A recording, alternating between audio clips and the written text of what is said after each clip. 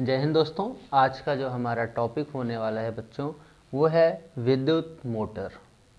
विद्युत मोटर को हम पढ़ने से पहले चूँकि ये चित्र बड़ी मेहनत से बनाया मैंने, इसलिए अब चित्र को नहीं मिटाएंगे, लेकिन चित्र के अलावा जितने भी इसके इम्पॉर्टेंट टॉपिक हैं जिस पर हमारा विद्युत मोटर कार्य करता है, हम आज उसको पहले डिस्कस करेंगे। उसके बाद आपको बताएंगे कि विद्युत मोटर में कौन कौन से उपकरण लगते हैं और ये किस प्रकार से कार्य करता है।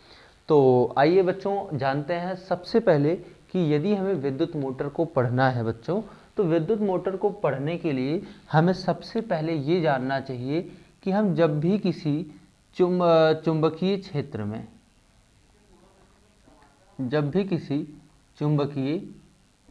में मान लेते हैं कि एक हमारे पास मैग्नेट फील्ड था, एक हमारे पास चुंबक था, ये एक चुंबक था, ये नॉर्थ हिस्सा था और ये साउथ हिस्सा था। इस चुंबक के बीच में हम लोगों ने एक तार रख दिया। ये कौन है? विद्युत चालक तार, यानी कि ऐसा वायर जिसमें करंट का प्रवाह यानी कि धारा का प्रवाह निरंतर हो सके। अब यदि बच्चों हमने इस चुंबक के बीच में ये तार रख दिया और इसमें हमने धारा प्रवाहित कर दी, तो इस चालक तार पर एक बल कार्य करता है बच्चों, और उसी बल के सिद्धांत पर ही हमारा ये जो विद्युत मोटर है ये पूरी तरह कार्य करता है। जैसे कि हमने पिछली वीडियो में क्या देखा था कि जब भी हम किसी चालक तार में धारा प्रवाहित करते हैं तो चालक तार के चारों तरफ एक चुंबकीय क्षेत्र उत्पन्न हो जाता है। अगर हम उस चुंबकीय क्षेत्र की बच्चों दिशा ज्ञात करें तो उसके लिए हमने दाहिने हाथ की अंगूठे का नियम पढ़ा था। दाहिने हाथ के अंगूठे का नियम आपको ये बताया था, यदि हम किसी चालक तार को इस तरह दाहिने हाथ से पकड़ लेते हैं तो अंगूठा जो होता है वो किसी भी चालक तार में बहने वाली धारा की दिशा को बताता है, तथा ये जो मुड़ी हुई अंगुलियां होती हैं इस चालक तार के चारों तरफ उत्पन्न चुंबकीय क्षेत्र की दिशा को बताता है। अब आप खुद से गौर करो कि आपने बचपन में ये चीज़ देखा होगा कि एक चुंबक अगर हम लेते हैं, मान लो ये हमारे पास एक चुंबक था नॉर्थ और साउथ, और एक दूसरा चुंबक हमने और लाया ढूंढ करके, उसका ये सिरा था नॉर्थ और ये था साउथ। हम इन दोनों चुंबकों को जब पकड़ करके एक दूसरे के नज़दीक लाते हैं या एक दूसरे के नज़दीकी से दूर ले जाते हैं बच्चों, तो ये देखो विपरीत चार्ज हैं। यहाँ पे हमारा जो साउथ पोल है ये हमारा नॉर्थ पोल है। तो जब एक चुंबक का साउथ और दूसरे का नॉर्थ एक दूसरे के आमने सामने होते हैं तो ये चुंबक एक दूसरे को अपनी तरफ खींचना प्रारंभ कर देते हैं, अर्थात ये चुंबक इसको और ये वाला चुंबक इसको खींचने लगता है, इनके बीच एक बल कार्य करने लगता है। अगर हम चुंबक को पलट देते हैं बच्चों, तो जैसे ये नॉर्थ लिया, ये साउथ लिया, दूसरे चुंबक का ये साउथ लिया, ये नॉर्थ, तब यही दोनों चुंबक एक दूसरे को धक्का देना प्रारंभ कर देते हैं।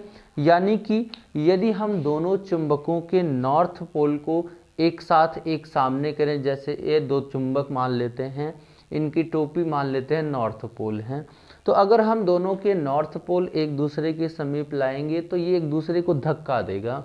लेकिन एक का नॉर्थ पोल हो दूसरे का साउथ पोल हो बच्चों, तो ये एक दूसरे को खींचते हैं। यहाँ पे सिर्फ मैं इस बात को साबित करना चाहता हूँ कि जो चुंबक होते हैं वो एक दूसरे पे हमेशा या तो आकर्षण या तो प्रतिकर्षण बल आरोपित करते हैं। हम चुंबक के इसी बल के वाले गुण का प्रयोग जो है इस विद्युत मोटर में करते हैं, और इसका प्रयोग करके हम विद्युत मोटर बनाते हैं जिसका काम होता है कि वो विद्युत ऊर्जा को यांत्रिक ऊर्जा में बदल देता है, जो हमारे दैनिक जीवन में बहुत ज़्यादा ही उपयोगी है। तो आइए अब समझते हैं बात कि सोचो कि ये पहले इधर चुंबक था और इधर नॉर्थ पोल था, इधर साउथ पोल था।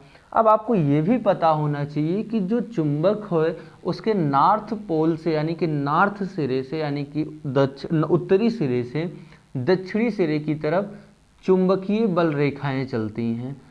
किधर से बच्चों?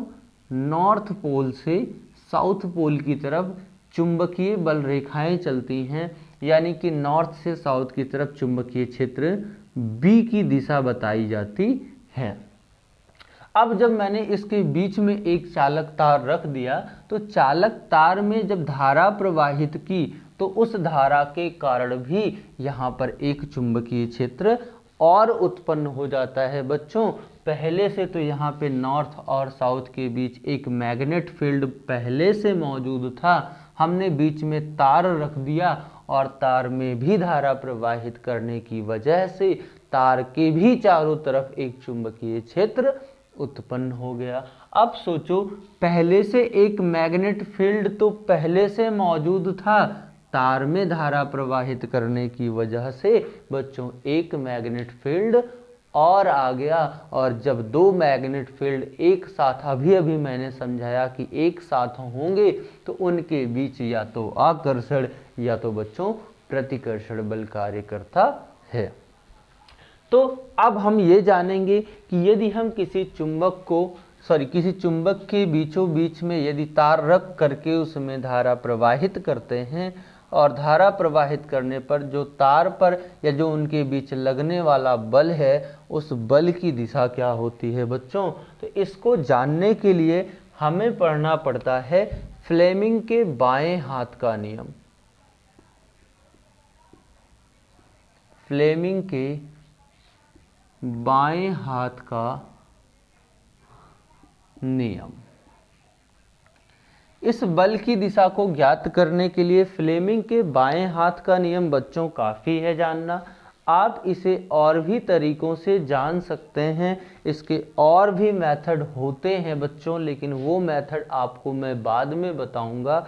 अभी सिर्फ आपको ये बताऊंगा कि यदि हमने किसी चुंबकीय क्षेत्र में किसी चालक तार को रख दिया तो उस चालक तार पर जो बल लगता है उस बल की दिशा क्या होती है, क्योंकि हमें पढ़ना है विद्युत मोटर और विद्युत मोटर हमारा इसी प्रिंसिपल पर, इसी सिद्धांत पर काम करता है।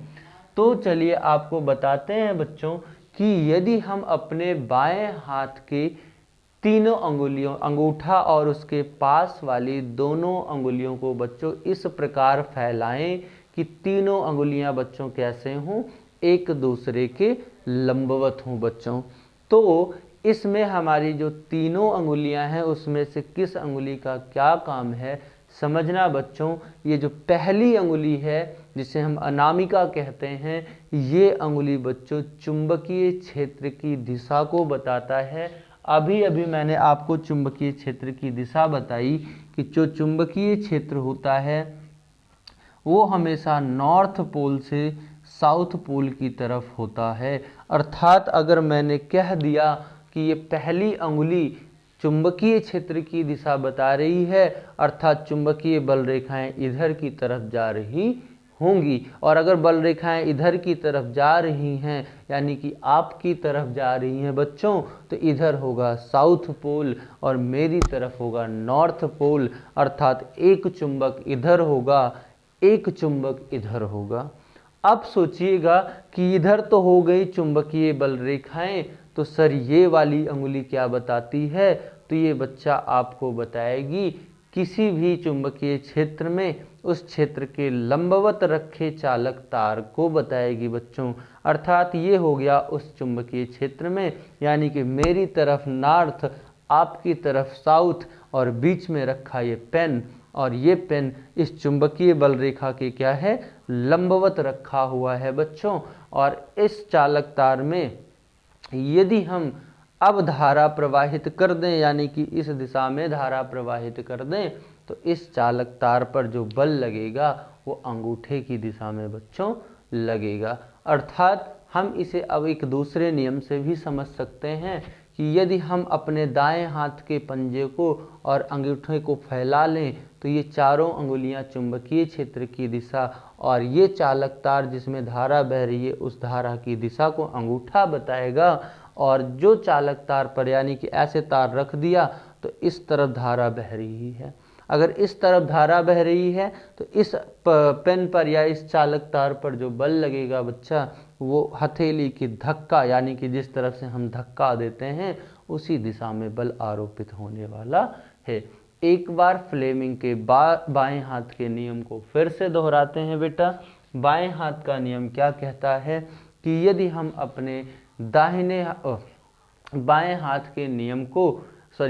हाथ की अंगूठे और उसकी पास वाली अंगुलियों को इस प्रकार फैलाएं कि तीनों अंगुलियां एक दूसरे के लंबवत हों बच्चों, तो पहली अंगुली बताएगी चुंबकीय क्षेत्र की दिशा, बीच वाली अंगुली बताएगी किसी चालक में बहने वाली धारा की दिशा, और ये अंगूठा बताएगा उस चालक पर लगने वाले बल की दिशा को बच्चों बताता है। अब बात कर लेते हैं कि बल की दिशा तो हम ज्ञात कर सकते हैं फ्लेमिंग के बाएं हाथ के नियम से। अब उस बल का मान कितना होता है बेटा, तो आपको बता दें कि चुंबकीय क्षेत्र में रखे चालक तार पर जो लगने वाला बल होता है, चुंबकीय क्षेत्र में रखे चालक तार पर लगने वाले बल का मान बेटा होता है I B L sine theta. I B L sine theta, जहाँ पर I होता है चालक में बहने वाली धारा बच्चों, B होता है चुंबकीय क्षेत्र बच्चों, और L होता है चालक तार की लंबाई बच्चों, और साइन थीटा होता है चालक तार और चुंबकीय क्षेत्र के बीच का कोण होता है। अर्थात हम किसी चालक तार पर लगने वाले बल का मान I B L sine theta से ज्ञात कर सकते हैं। फिलहाल बच्चों आपको यहाँ पे जो इस फार्मूले से सवाल आने वाला है उसमें सिर्फ आपको ये बताया जाएगा कि कोई भी हमारे पास एक चालक तार था जिसकी लंबाई दी होगी, जिसमें बहने वाली धारा का मान दिया होगा, जिस चुंबकीय क्षेत्र में रखा है उस चुंबकीय क्षेत्र का मान दिया होगा, और उनके बीच का कोण, यानी कि ये सभी भौतिक राशियां बच्चों आपको दी होंगी और आपको बोलेगा कि उस चालक तार पर लगने वाले बल का मान ज्ञात करो। इस बल के सूत्र का प्रयोग विद्युत मोटर में बच्चों बिल्कुल सा नहीं है आपके सिलेबस में। आपको सिर्फ यहाँ पे फ्लेमिंग के बाएं हाथ के नियम को याद रखना है। इसी बाएं हाथ के नियम से हम विद्युत मोटर की रचना कार्यविधि सारा का सारा समझा देंगे। सारा खेल बच्चों किसका है, फ्लेमिंग के बाएं हाथ का नियम का। इसलिए एक बार फिर से दोहरा देता हूं, फ्लेमिंग के बाएं हाथ का नियम क्या कहता है बच्चों कि यदि हम अपने बाएं हाथ के अंगूठे और उनके पास वाली दोनों अंगुलियों को इस प्रकार फैलाएं बच्चों कि पहली अंगुली चुंबकीय क्षेत्र, बीच की अंगुली उसमें बहने वाली धारा, चालक तार में बहने वाली धारा हो, तो अंगूठे की दिशा में उस चालक तार पर एक बल कार्य करेगा बच्चों। उस बल का मान अगर हम निकालना चाहें तो I B L sine theta से भी निकाल सकते हैं। तो किसी चालक तार पर किस दिशा में बल लगेगा वो कौन बताएगा, फ्लेमिंग के बाएं हाथ का नियम। और उस बल का मान कितना होगा वो कौन बताएगा, I B L sine theta बच्चों। तो चलिए अब हम समझते हैं विद्युत मोटर को और जानते हैं कि विद्युत मोटर कितना आसान चैप्टर है बच्चों। चलिए समझते हैं भाई। तो सबसे पहले हमारी हेडिंग पड़ जाए विद्युत मोटर। विद्युत मोटर को लिखने से पहले हम इसका सिद्धांत जानेंगे बच्चों कि विद्युत मोटर का सिद्धांत क्या होता है, यानी कि ये किस प्रिंसिपल पे, किस सिद्धांत पे, किस नियम पे कार्य करता है। तो अभी अभी मैंने आपको बताया कि विद्युत मोटर जो हमारा होता है बच्चों वो इस सिद्धांत पे कार्य करता है कि जब भी हम किसी चालक तार को चुंबकीय क्षेत्र के भीतर रख करके उसमें धारा प्रवाहित करते हैं बच्चों, तो उस चालक तार पर एक बल कार्य करने लगता है। और इसी बल के सिद्धांत पर, इसी बल के कारण या इसी नियम का प्रयोग करके हम विद्युत मोटर का निर्माण करते हैं बच्चों। एक बार सिद्धांत फिर से लिख लेते हैं।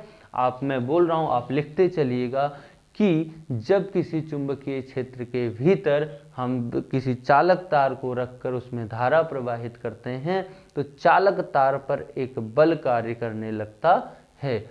और इस प्रकार यदि हम किसी कुंडली को, किसी आर्मेचर को, जो आयताकार कुंडली होती है, एक सवाल कभी कभी आता है कि बेटा कुंडली कहते या आर्मेचर कहते किसे हैं, तो आयताकार नरम लोहे की क्रोड पर, आयताकार आपने आयत तो देखा ही है, आयत 4 भुजाओं वाली एक आकृति होती है, तो आयताकार किसी नरम लोहे की क्रोड पर तांबे के पृथक्कृत तार, तांबे के कैसे तार बच्चों, पृथक्कृत, पृथक्कृत का मतलब जिन पर लेप लगा हो, एक दूसरे से स्पर्श तो करें लेकिन उनका करंट इधर उधर ना जाए, तो तांबे के पृथक्कृत तार को लपेटकर बनाई गई एक युक्ति होती है जिसे हम आर्मेचर कहते हैं। एक बार फिर से सुनिएगा, किसी नर्म लोहे की क्रोड पर पृथक्कृत तांबे के तार को लपेटकर बनाई गई एक युक्ति होती है जिसे हम क्या कहते हैं बच्चों, आर्मेचर कहते हैं।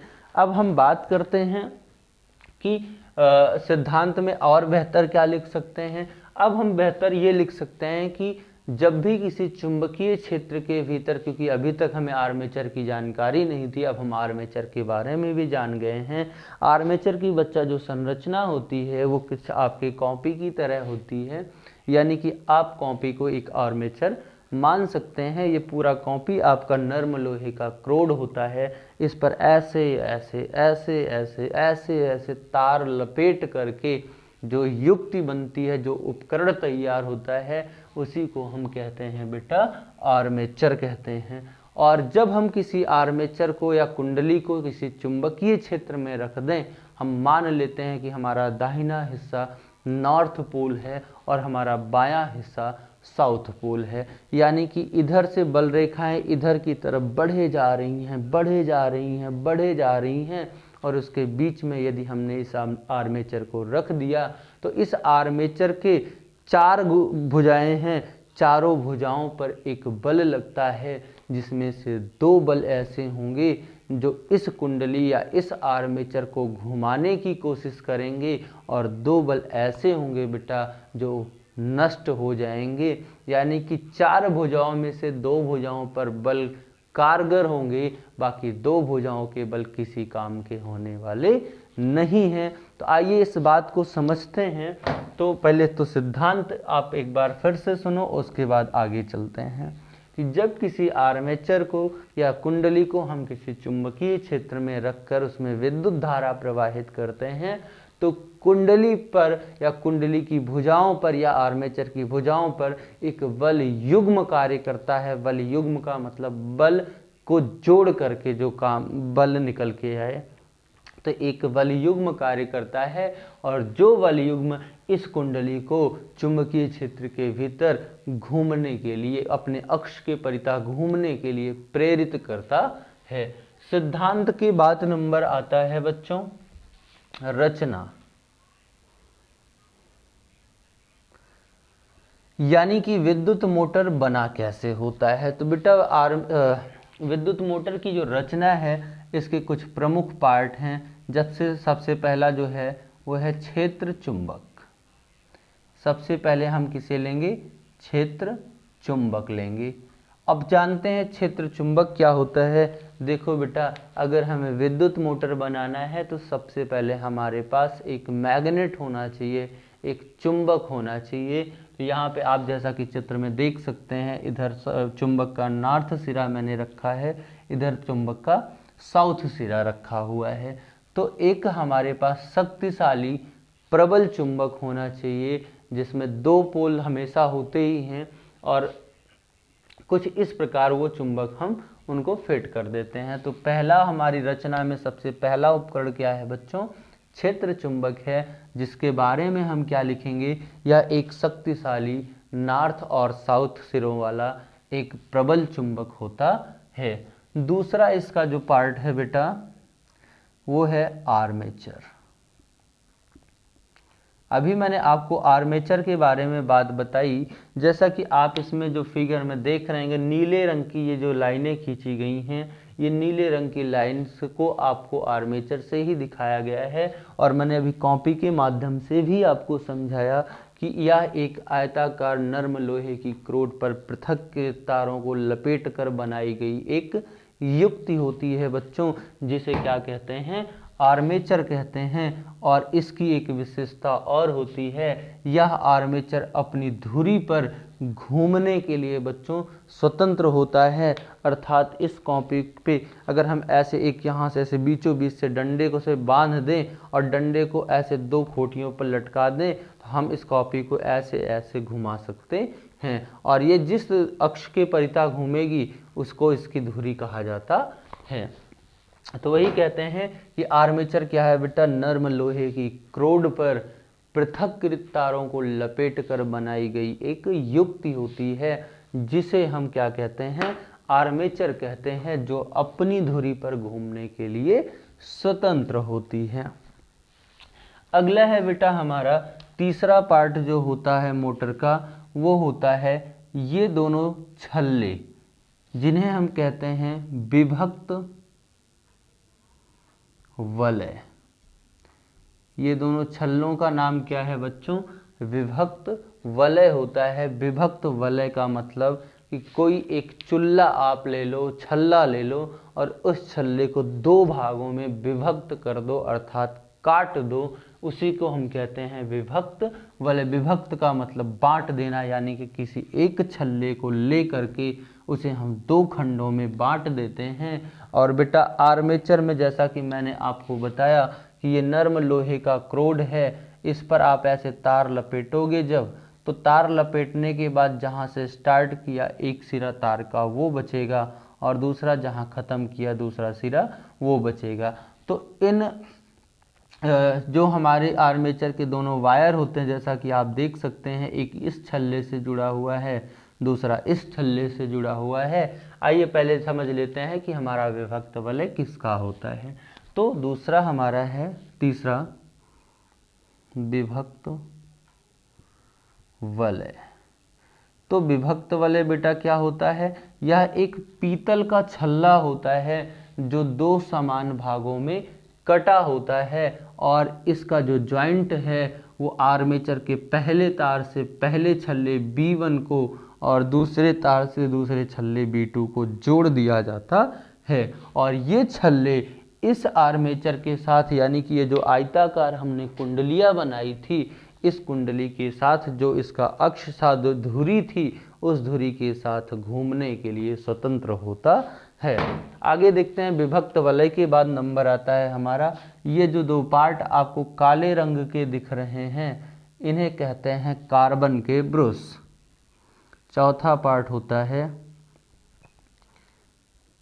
कार्बन के ब्रुश। कार्बन के ब्रुशों का प्रयोग हम करते हैं कुंडली में धारा प्रवाहित या कुंडली को धारा भेजने के लिए इनका प्रयोग किया जाता है। तो ये बेटा क्या होते हैं, ये कार्बन के, जो हमारा कार्बन एक पदार्थ होता है जो धातु की तरह व्यवहार करता है, जिसमें विद्युत धारा प्रवाहित की जाती है। ये कार्बन का एक ब्रश यहाँ होता है, एक कार्बन का ब्रश यहाँ होता है। ये कार्बन का ब्रश छल्ले B1 से और दूसरा कार्बन का ब्रश छल्ले B2 से स्पर्श करता रहता है, यानी कि छल्लों को ऐसे रगड़ता रहता है। ये रुका होता है, ये स्थिर होता है। कार्बन के ब्रश आप 1 से और 2 को, यहाँ पे हम एक बैटरी से 1 को और बैटरी के ऋण सिरे को 2 से जोड़ देते हैं। तो ये हमारे हो गए, इसकी हमारी हो गई रचना, क्षेत्र चुंबक, आर्मेचर, विभक्त वलय और कार्बन के ब्रुश। तथा बैटरी चाहिए, वो तो सिर्फ चलाने के लिए बच्चों, अभी हमने बनाया ही नहीं तो चलाएंगे क्या। तो आइए अब रचना के बाद नंबर आता है इसकी कार्यविधि, जो सबसे ज़्यादा इम्पोर्टेंट है और जो पूछी जाती है। कार्यविधि यानी कि हमारा जो विद्युत मोटर होता है वो किस प्रकार कार्य करता है। सिद्धांत तो हमने जान लिया है कि जब भी किसी आर्मेचर को चुंबकीय क्षेत्र के भीतर रखकर उसमें धारा प्रवाहित करेंगे बच्चों, तो उस पर एक बल युग्म कार्य करेगा और उस बलों का युग्म, वो बलों का युग्म उस आर्मेचर को घुमाने का प्रयत्न करता है। तो आइए जानते हैं कि इसकी कार्यविधि कैसे हो सकती है और इसको लिखना हो तो हम कैसे लिखेंगे।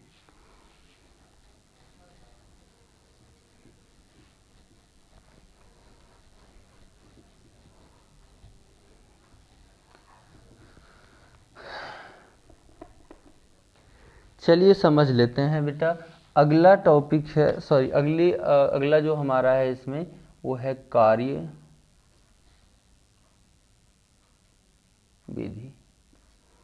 क्या है? कार्य विधि।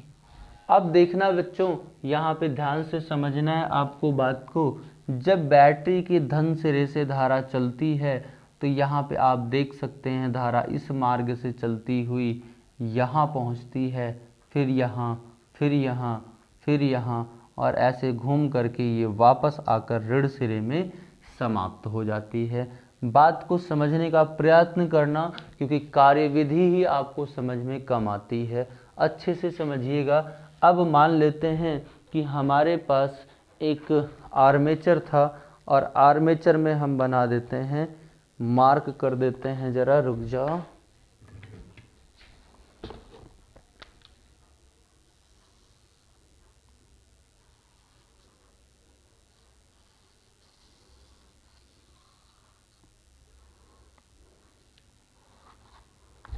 ये देखते हैं बच्चों, इस तरीके का आर्मेचर हमने बना लिया। ये सिरा देखो, यहाँ से करंट जा रहा है ऊपर की तरफ, ऐसे बढ़ा, ऐसे बढ़ा, ऐसे बढ़ा, ऐसे वापस आया, ऐसे। अब हम अगर ध्यान से देखें बच्चों, जो आपको समझने वाली बात है यहाँ पे, जो इम्पॉर्टेंट बात है बच्चों, वो ये है कि हमने क्या कहा था कि देखो इस तरफ नॉर्थ पोल है, इस तरफ साउथ पोल है, और यहाँ पे हमने काले रंग से ये देखो चुंबकीय बल रेखाओं की दिशा भी दिखा रखी है।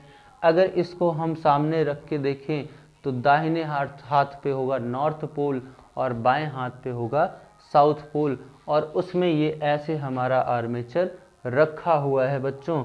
अब सोचना कि हमें ये जानना है कि ये जो हमारा पूरा चतुर्भुज आकार का ये आर्मेचर दिख रहा है, इस सभी तारों पर जो लगने वाले बल होंगे उन बलों की दिशाएं क्या होने वाली हैं। तो चलिए सबसे पहले एक एक करके पोल पे जानकारी लेते हैं। तो अगर हम देखें तो इसमें धारा की दिशा ऊपर है और बल रेखाएं तो मैंने बताया था ये नॉर्थ पोल और ये हमारा साउथ पोल है। तो अगर हम इसको ऐसे रखे हुए हैं और ये नॉर्थ है, ये साउथ है, तो आप सोचो कि हम अगर अपने बाएं हाथ को इस प्रकार कर लें, इस प्रकार, तो ये देखो पहली अंगुली हमें बताएगी चुंबकीय क्षेत्र, जैसा कि मैंने इस चुंबकीय क्षेत्र की दिशा में रखा हुआ है, और ये बीच वाली अंगुली बताएगी चालक में बहने वाली धारा, और इस समय अंगूठा बताएगा, यहाँ पे आप ऐसे देख सकते हैं, ये देखो पहली अंगुली चुंबकीय क्षेत्र जो इस दिशा में है, और धारा देखें तो ऊपर की दिशा में, और अंगूठा दिख रहा है पीछे की दिशा में। आप गौर करें तो अंगूठा किस दिशा में दिख रहा है? पीछे की दिशा में, यानी कि इस हिस्से पर लगने वाला बल भीतर की ओर है, इधर की तरफ। अब बात करें ऊपर की तरफ, तो यहाँ तो दोनों एक ही दिशा में हैं। अब जब दोनों एक ही दिशा में होंगे तो बीच का कोण यानी कि बी और ई, यानी कि धारा और चुंबकीय क्षेत्र के बीच का कोण शून्य हो जाएगा, जिससे इस पर लगने वाले बल का कोई अर्थ नहीं रह जाएगा। अब बात इसकी कर लें, इस हिस्से पर तो बल भीतर की तरफ लग रहा था, आइए देखते हैं इस हिस्से पे बल किस दिशा में लगेगा। तो ये हो जाएगा, इस बार पहली अंगुली चुंबकीय क्षेत्र पहले जिस दिशा में था उसी दिशा में है, लेकिन धारा पहले ऊपर थी, अब धारा बच्चों नीचे है, तो अंगूठे की दिशा देखो आपकी तरफ है, अर्थात इस हिस्से पर बल अंदर की तरफ लग रहा था, इस हिस्से पे बल बाहर की तरफ लगेगा। और यहाँ पे बात करें तो जैसे यहाँ पर लगने वाला बल शून्य हुआ, वैसे यहाँ पर भी लगने वाला बल शून्य हो जाएगा, और ये कुंडली हमारी, ये हिस्सा इधर की तरफ और ये हिस्सा ऊपर की तरफ घूमने का प्रयास करेगा, जिससे हमारी ये कुंडली वामावर्त ऐसे घूमना शुरू कर देगी। ये कुंडली हमारी इस प्रकार घूमना शुरू कर देगी। तो इसकी क्रियाविधि बस बेटा इतनी ही है। आइए इस बात को समझते हैं कि हमें लिखना कैसे है। यहाँ पे हम चित्र के माध्यम से भी इसे समझ लेते हैं। मैंने कहा कि धारा नीचे से इधर जा रही है। आप अगर इस तार की बात करें बच्चों, तो तार में धारा की दिशा ऊपर की तरफ है, और देखिए चुंबकीय बल रेखा इधर की दिशा में है और धारा ऊपर की दिशा में, अर्थात इस हिस्से पर लगने वाला बल भीतर की ओर होगा, यानी कि भीतर की ओर होगा। और अगर हम बात करें इस हिस्से पर लगने वाला बल, तो धारा हो गई नीचे की तरफ, अंगूठा आ गया आपकी तरफ, चुंबकीय बल रेखा देखो ऐसे तब भी थी, ऐसे तब भी रहेंगी। धारा नीचे, चुंबकीय क्षेत्रीय लगने वाला बल बाहर की तरफ हो जाएगा, अर्थात ये हिस्सा जो इसका CD है, ये ऊपर की तरफ बल इस पर लग रहा है और AB पर लगने वाला बल भीतर की तरफ है। और इस प्रकार हमारी ये कुंडली इस प्रकार घूमना शुरू कर देती है। अब लिखते कैसे हैं कि देखते हैं कि जब छल्ले B1 से धारा धन होकर के जाती है, तो AB सिरे पर फ्लेमिंग के बाएं हाथ के नियम के अनुसार लगने वाला बल भीतर की तरफ होगा और CD हिस्से पर लगने वाला बल बाहर की तरफ होगा, जिससे ये दोनों मिलकर के इस आर्मेचर को इसके अक्ष के परितः घुमाना प्रारंभ करेंगे। आधे चक्कर के बाद बच्चों देखना सबसे बड़ा ड्रामा होता है आधे चक्कर के बाद, कि अभी तो ये कुंडली हमारी घूम रही है, आधे चक्कर के बाद ये छल्ले तो अपना स्थान बदल देंगे, एक छल्ला दूसरी तरफ चला जाएगा और दूसरा वाला छल्ला पहली तरफ चला जाएगा। देखते हैं इस घटना से क्या यहाँ पर आशय है। ये हमारा B1 छल्ला था, ये हमारा B2 छल्ला था, ये ठीक है ना। अब समझिएगा कि अभी तक B1 छल्ले में धन से जुड़ा हुआ था, तो इधर धन था और ये B2 छल्ला हमारा ऋण था, और ये कुंडली ऐसे घूम करके इधर आती है। अब सोचो जब CD वाला हिस्सा AB की तरफ होगा, CD वाला हिस्सा बच्चों, CD वाला जो है वो AB की तरफ आ जाए और AB वाला हिस्सा CD की तरफ चला जाएगा, तो जो हमारा छल्ला B2 था वो भी तो आर्मेचर के साथ घूम रहा था, अर्थात B2 वाला छल्ला अब B1 की तरफ आ जाएगा और B1 वाला छल्ला अब आपका B2 की तरफ घूम करके आ जाता है। ये आधे चक्कर की बात है। आधे चक्कर तक तो आपको बताना आसान होता है कि AB में धारा ऊपर, CD में धारा नीचे, इस प्रकार इन दोनों पर लगने वाले जो बल हैं वो विपरीत दिशा में होंगे, इसलिए हमारा आर्मेचर ये वामावर्त आधा चक्कर घूम जाएगा। लेकिन आधे चक्कर के दौरान B2 छल्ला जो है हमारा इधर आ गया और B1 छल्ला इधर आ गया। बच्चों अब देख लेते हैं कि छल्ले के घूमने से क्या फायदा होने वाला है। अब इस बात को थोड़ा सा एक अलग फिगर में देख लेते हैं, नहीं तो आप थोड़ा सा कंफ्यूज हो जाएंगे कि सर आपने क्या क्या बता दिया। अब बात करते हैं, ये जो हमारा आर्मेचर था, ये इसका ये हिस्सा AB था, अब ये क्या बन चुका है CD, और ये CD था, ये बन चुका है AB। अब छल्ला हमारा जो B2 उधर हुआ करता था वो B2 इधर आ गया और B1 हमारा इधर आ गया, B1 इधर आ गया। अब चूंकि इधर जो कार्बन का ब्रश लगा हुआ था उसमें तो धन चार्ज था, इधर जो कार्बन का ब्रश लगा था उसमें ऋण था, अर्थात अब तक CD में धारा अगर हम देखें तो नीचे की तरफ थी, लेकिन अब CD में धारा किधर हो गई बच्चों, ऊपर की तरफ, और AB में धारा पहले किधर थी, ऊपर की तरफ, अब AB में धारा किधर हो चुकी है, नीचे की तरफ। अर्थात अब ध्यान से अगर हम देखें तो बच्चों अब तक इस हिस्से पर बल भीतर की तरफ लग रहा था। अगर इसका नाम लिख दें हम, ये हिस्सा A था, ये B था, ये C था और ये D था। अगर हम देखें बच्चों तो AB पर अब तक बल ऊपर की तरफ, नीचे की तरफ लग रहा था और CD पर ऊपर की तरफ, लेकिन जब ये हिस्सा ऐसे घूम गया, अब जो है हमारा CD जो है वो इधर आ चुका है, अर्थात अब CD पर धारा की दिशा ऊपर की तरफ हो चुकी है और AB पर धारा की दिशा नीचे की तरफ हो चुकी है। इसलिए इन पर लगने वाले जो बलों की दिशाएं भी होंगी वो भी क्या होंगी बच्चों, विपरीत होंगी। अर्थात इस पर जब धारा CD पर धारा नीचे थी तो बल ऊपर था, अब CD पर धारा ऊपर तो लगने वाला बल नीचे हो जाएगा और इस पे बल ऊपर, यानी कि इस एरिया में जो भी आर्मेचर का हिस्सा होगा उस पे बल हमेशा नीचे लगेगा और इस एरिया में जो होगा उस पर लगने वाला बल हमेशा ऊपर की तरफ होगा। और इस प्रकार ये आधे चक्कर के दौरान फिर से अगला आधा चक्कर लगाएगी और आधे चक्कर के बाद फिर से धारा की दिशा बदल जाएगी बच्चों, और धारा की दिशा ऐसे बार बार आधे चक्कर के बाद बदलती रहेगी और हमारा विद्युत मोटर कार्य करता रहेगा। आज के लिए बस इतना ही। मिलते हैं अब आपको अगली वीडियो में एक अगले नए टॉपिक के साथ। तब तक के लिए जय हिंद।